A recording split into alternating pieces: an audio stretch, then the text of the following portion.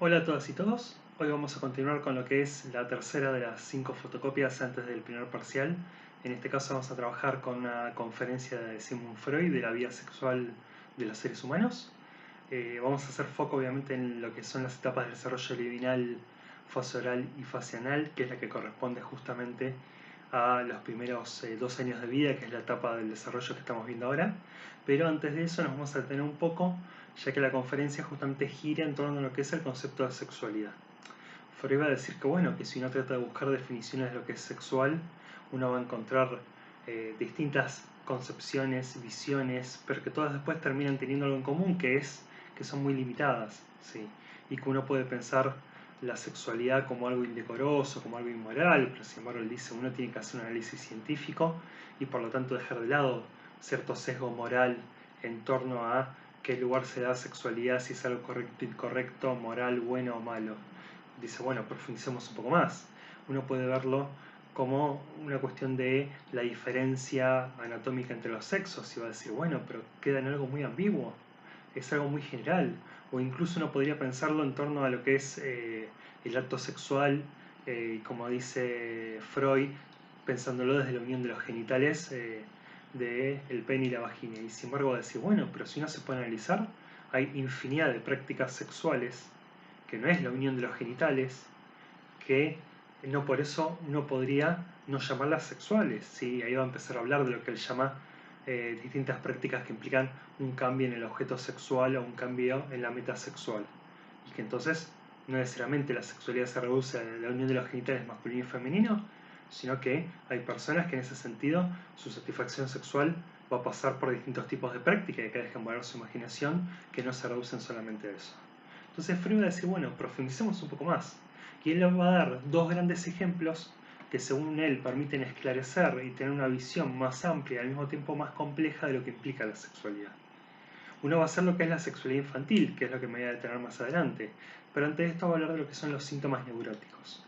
Que Freud, al llevar al análisis a distintos pacientes y emerger ese contenido reprimido inconsciente, recuerden lo que hemos trabajado en la primera parte del año, va a llegar a la conclusión que muchos de esos síntomas no son ni más ni menos que simbólicamente denotan cierta satisfacción sexual o para decir en otros términos y que quede más claro, que fueron pensamientos, representaciones de contenido sexual que esa persona reprimió y ese contenido sexual volvió en forma de síntoma. Entonces, da diversos ejemplos. Freud a lo largo de su obra ha tenido casos, por ejemplo, uno muy conocido de una paciente que ustedes han visto en parte en la película de Freud de Pasiones Secretas, de que él tenía un compañero de laburo que era Breuer, y Breuer tuvo un caso que casi lleva a su esposa al suicidio, es más, lo amenazó con suicidarse si seguía teniendo a esa paciente, que esta paciente tenía el síntoma psicológico de un embarazo. No estaba embarazada, pero quería estarlo y quería estarlo de Breuer. Bueno, esto le trajo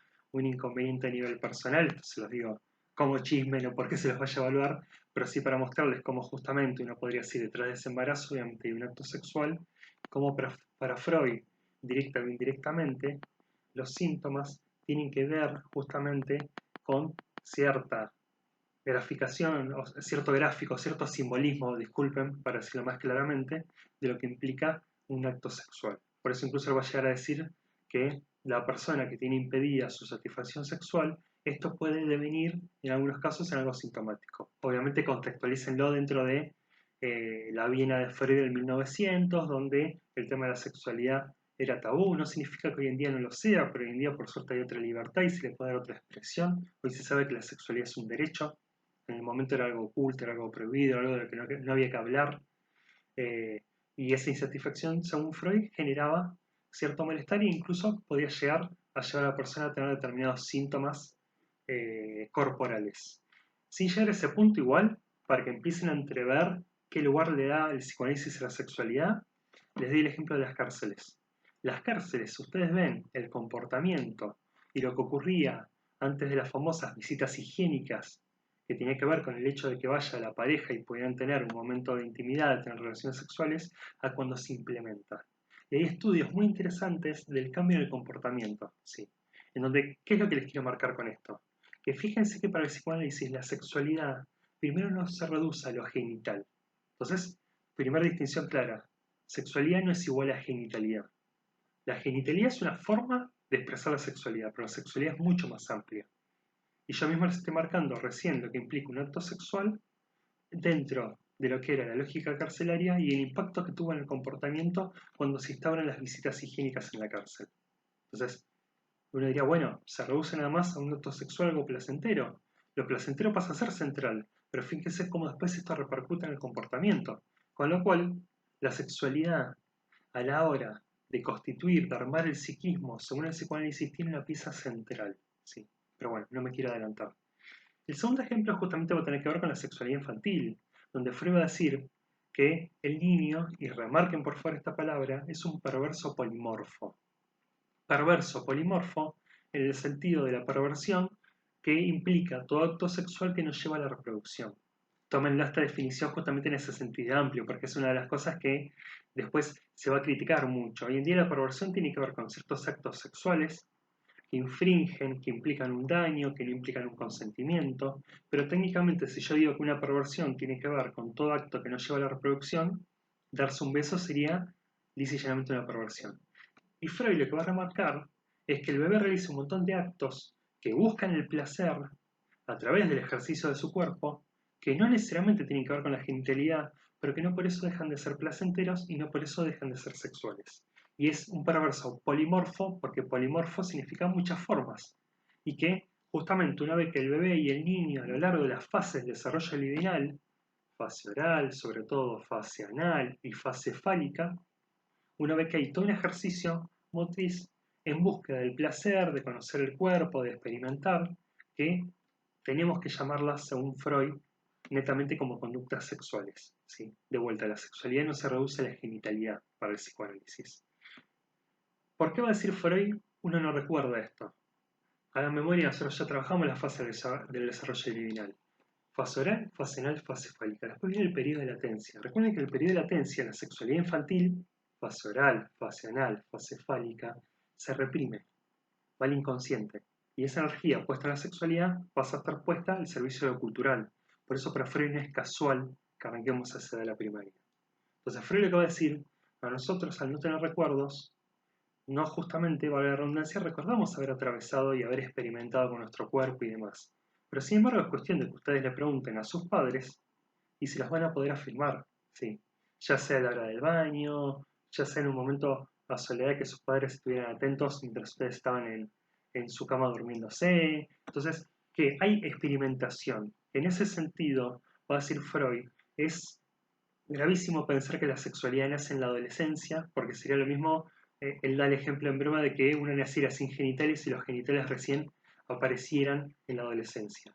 Solo que caemos en error si reducimos la sexualidad a la genitalidad, a la unión de los genitales, ahí sí no habría sexualidad, pero si la sexualidad la vinculamos a cualquier actividad placentera corporal que puede realizar el ser humano, ahí tenemos que la sexualidad está desde los primeros momentos. Por eso para Freud, volvemos nuevamente a la fase de desarrollo lineal, la primera satisfacción del ser humano va a tener cuando le den la teta o le den la mamadera. Por eso para él la sexualidad nace apuntalada en lo que es la conservación, el hecho de la nutrición. Y esto va a marcar al psiquismo. Incluso va a decir Freud que toda experiencia posterior a la satisfacción va a buscar remover esta primera experiencia. Por eso al bebé cuando se le da la teta o se le da la mamadera y se lo pone en la cuna, durmiendo, chupetea en el vacío, succiona en el vacío. Que para Freud está repitiendo alucinatoriamente esa experiencia. Hoy se sabe que no es una alucinación técnicamente, pero sí que hay una repetición.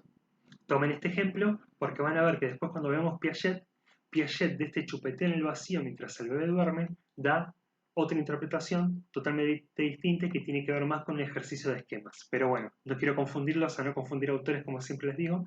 Acá estamos en psicoanálisis Freud y para Freud es repetir alucinatoriamente esa experiencia de satisfacción.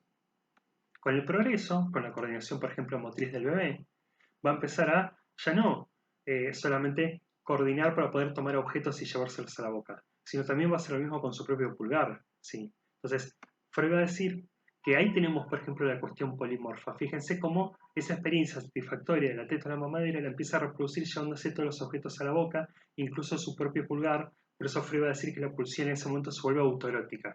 Ya no necesita un objeto, ya no necesita que le den la teta a la mamadera, sino que puede llevarse el pulgar a la boca. Entonces, Fíjense cómo el bebé va a empezar a experimentar y buscar generar determinadas experiencias satisfactorias que en este caso justamente rige la zona erógena que es la boca. Por eso para Freud va a llegar a punto de decir que para el bebé su mundo se va a reducir a lo que puede ser succionado y no puede ser succionado, porque es la zona erógena rectora y que es la que va a regir una parte significativa del comportamiento durante su primer año de vida. Después tenemos lo que es la fase anal aproximadamente 1 o 2 años. En el medio tenemos lo que algunos autores llaman fase oral canibalística, que esto se los digo como detalle, que es una fase donde le salen los dientitos y el bebé, además de llevarse los objetos a la boca, ¡toc!, los muerde. Entonces empieza a haber cierto ejercicio de la agresión, que es una parte fundamental de lo que es la fase anal, que tiene que ver con cierto ejercicio de la agresión y sobre todo de la motricidad.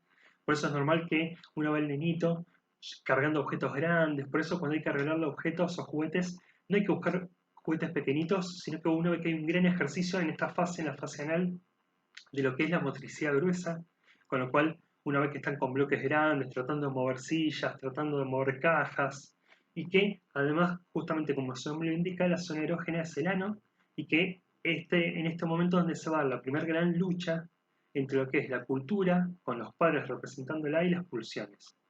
Porque el niño va a comprender a temprana edad, el niño de niña, que si retiene su micción o su defecación, ¿sí?, el pis y la caca, para decirlo en criollo, y luego lo expulsa, va a tener sensaciones más placenteras que si lo expulsa inmediatamente cuando tiene ganas de ir al baño, para decirlo en criollo. Y ahí van a estar los padres diciéndole, no, no puedes hacer pis y caca cuando quieras. Tenés que dejar el pañal, tenés que empezar a usar la pelera, tenés que empezar a usar el inodoro adaptado o el inodoro al fin de cuentas. Entonces se da esta primera gran lucha entre la satisfacción de esta pulsión, que acuérdense que las pulsiones buscan la satisfacción, y la cultura con los padres diciéndole, no, guarda, pará. Y ahí viene esta gran lucha que se da alrededor de los 2 años, que es el famoso control de esfínteres. Entonces, para redondear y para concluir, el psicoanálisis tiene una visión mucho más amplia que implica la sexualidad, que no se reduce a la genitalidad, en donde el eje tiene que ver con el placer, pero que las formas de sexualidad, al ir mucho más allá de la genitalidad, tiene que ver con toda actividad corporal que implique el placer, que implique esa búsqueda de placer. Entonces, una vez que el niño, el bebé, explora su cuerpo, se toca, busca generar sensaciones placenteras, que para el psicoanálisis son sexuales. Igual la idea justamente es no concluir esto, sino que obviamente que en el espacio de WhatsApp lo vamos a ir ampliando por si queda alguna duda, para que tengan una definición clara, sobre todo porque obviamente que de cabeza es una de las preguntas del parcial, así que el miércoles a las 18 la seguiremos profundizando. Muchas gracias.